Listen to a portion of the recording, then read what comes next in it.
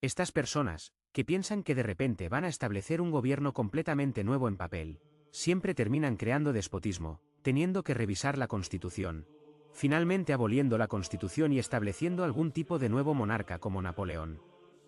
Pero vemos en este de Maistre, quien fue el más fanático antirrevolucionario, algo muy interesante. Porque era tan antirrevolucionario y al mismo tiempo muy racional, llegó a nuevas conclusiones que no estaban en la filosofía europea del pasado. Vio que la revolución era un movimiento muy fuerte, y tenías que tener algo muy fuerte para oponerte a ella. Y por lo tanto, se convirtió en el apologista del Papa. Y de hecho, dijo, sin el Papa, soberano pontífice, no hay, verdadero, cristianismo. De hecho, dijo, el Papa en sí mismo es el cristianismo, como si el Papa en sí mismo representara enteramente el cristianismo. Así que su posición de ser antitradicional, al ser amenazado por la revolución, lo lleva a un nuevo tipo de absolutismo racionalista, el absolutismo del Papa. De hecho, fue una de las personas principales cuyas ideas se relacionaron con, llevaron a la doctrina de la infalibilidad papal, proclamada en 1870, que es algo nuevo. Los católicos no lo tenían antes. Dicen que se desarrolló a partir del pasado. Fue solo entonces, contra la revolución, que tuvieron que proclamar algo nuevo, es decir, el Papa mismo es el único estándar externo que puedes ver, que te protegerá de la revolución. Es un libro bastante largo. Tengo la edición francesa del libro sobre el Papa de Maistre. Habla de todo tipo, también está aquí la Iglesia rusa, y veremos lo que dijo sobre la Iglesia rusa aquí. Pero este es uno de los principales libros de texto del ultramontanismo, así llamado, es decir, la infalibilidad absoluta del Papa. Pero es algo nuevo incluso en la tradición católica como un estándar externo, absolutamente claro, que puedes oponer a la revolución, porque vio que la tradición está muriendo, la tradición católica está muriendo. Y tienes que tener algún tipo de monarca absoluto para salvarla. Y es muy lógico. Veremos más adelante lo que Dostoyevsky tiene que decir sobre esto. Este libro suyo, sobre el Papa, fue concebido como una respuesta a otro libro que fue impreso en ese tiempo, 1816, por el ministro ruso Sturza, en el cual imprimió en francés, declarando, para gran consternación de Maistre, que la Iglesia romana era cismática y solo la Iglesia ortodoxa era la verdadera Iglesia de Cristo. Y estaba tan molesto por esto, porque para él el catolicismo es la única cosa que está en contra de la revolución.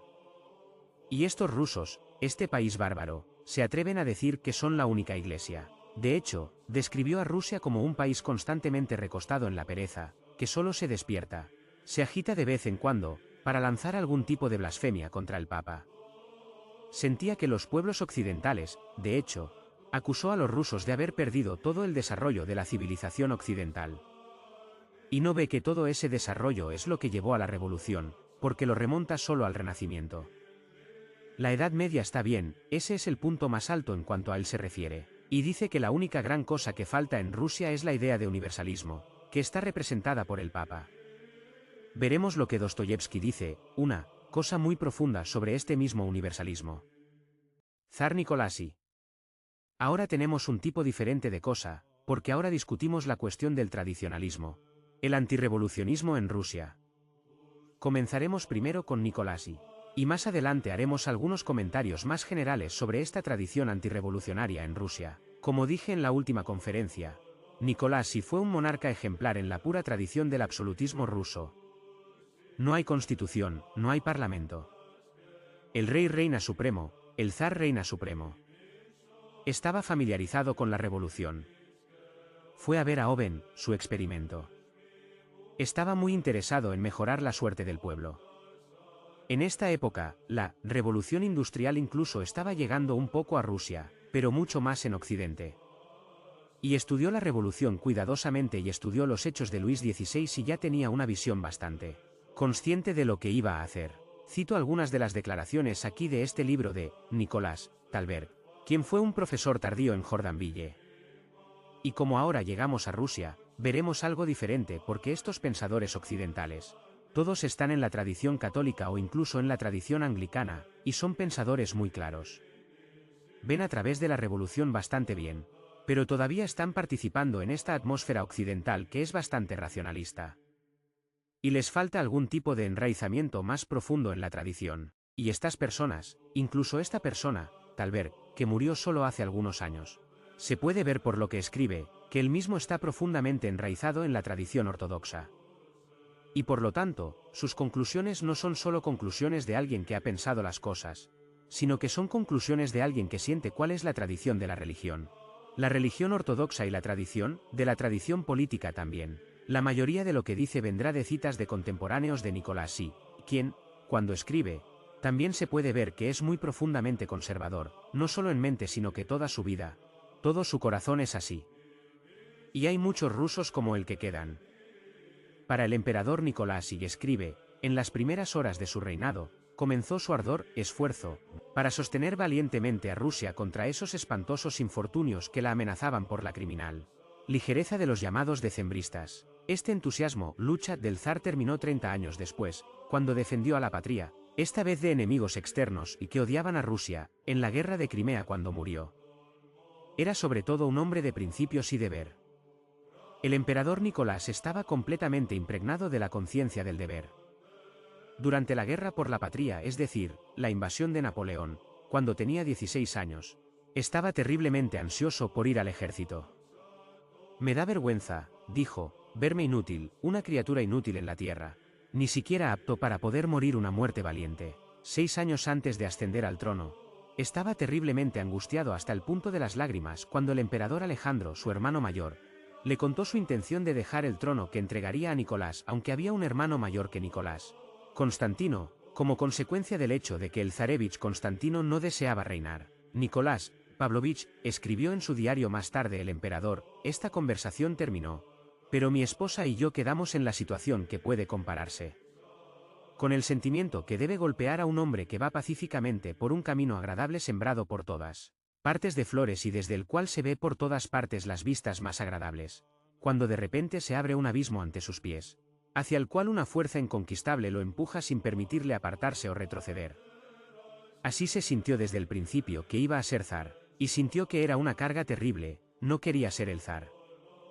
Ya ves la diferencia, los revolucionarios lucharon solo para vencer a todos los demás para poder ser la cabeza. Y aquí este gobierno que se basa en la autoridad hereditaria, la persona que no quiere el reino lo consigue. Y tiene que gobernar. Pero ya vemos que hay una posibilidad mucho mejor de un gobierno justo bajo tales condiciones.